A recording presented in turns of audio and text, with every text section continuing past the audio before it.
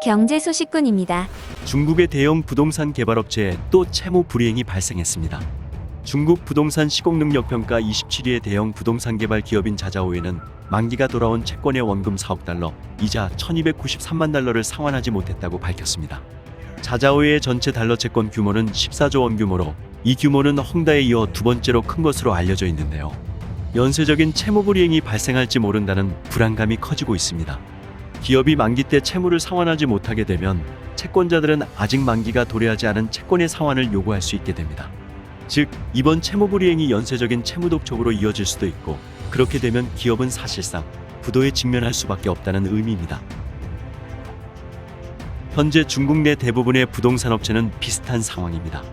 중국 당국이 작년 하반기부터 주택가격 안정 차원에서 고강도 대출 제한에 나서자 부동산 시장이 급속도로 침체되었기 때문인데요. 올 들어 이미 부동산 순위 58위의 실리, 75위의 당다이지에, 93위의 화양연 등 중견 부동산 업체들이 잇따라 디폴트를 냈습니다. 거기에 9위 스마오, 12위 프리 등 대형 기업들도 도산 위기에 몰려 있습니다. GDP 28%를 차지하는 중국의 부동산 산업이 위축되자 중국 당국은 뒤늦게 부동산 규제 완화에 나서고 있습니다. 최근 인민은행과 은행보험감독위원회는 부동산 M&A에 대한 금융 지원을 확대하라고 지시하면서 은행들을 통한 국유화를 은밀하게 진행합니다. 현재 침체된 중국 부동산 시장의 M&A에 나설 민간 업체들은 거의 없는 상황이기에 결국 부동산 부문에서는 국유화가 가속화될 것이란 관측입니다. 중국 부동산이 크게 휘청거리게 되자 가장 신난 것은 미국의 공매도 회사 머디워터스입니다. 머디워터스는 부도덕한 중국 회사들을 공매도하는 것으로 유명한 투자 회사인데요. 과거 루이싱커피에 대한 공매도 보고서를 발표하며 중국 기업들을 사지로 몰았었지요. 이번에 머디워터스가 노린 대상은 중국 최대 부동산 중개업체인 베이커입니다. 머디워터스는 베이커가 신규 주택 거래 금액을 126% 부풀리고 중개수수료 수입을 77에서 96% 허위 보고하는 등 사기를 저지르고 있다고 비난했습니다. 머디워터스는 현지 조사를 통해 실제 거래 규모, 지점 수, 대리점 수가 플랫폼에서 수개월 동안 수집한 데이터 사이에 큰 오차가 존재한다고 보았으며 베이커가 관계사 간의 현금 거래를 통해 매출액을 부풀렸을 것으로 판단하였습니다.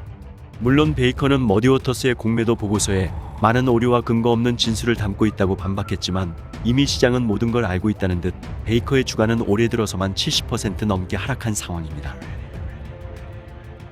중국 부동산 업체가 하나 둘 무너지게 되자 많은 금융 애널리스트들은 중국 부동산 부문의 신뢰 문제에 큰 악영향을 미칠 수 있다고 경고합니다. 시스템 붕괴로 연쇄 부도가 이어질 가능성은 높지 않지만 중국 부동산 채권에 투자한 해외 투자자들에게 신뢰를 잃게 되었다는 것인데요. 이는 앞으로 중국 부동산 업체가 해외에서 돈을 빌릴 때 자금 조달 비용이 급증한다는 의미입니다. 그렇게 되면 부동산 시장은 크게 침체될 수 있습니다. 공매도 전문가들이 지금 이 시점에 등장했다는 것은 결코 우연이 아닙니다. 사기치는 중국 기업 잡는 공매도 투자 회사들을 응원합니다. 지금까지 쉽고 빠른 경제 소식꾼이었습니다.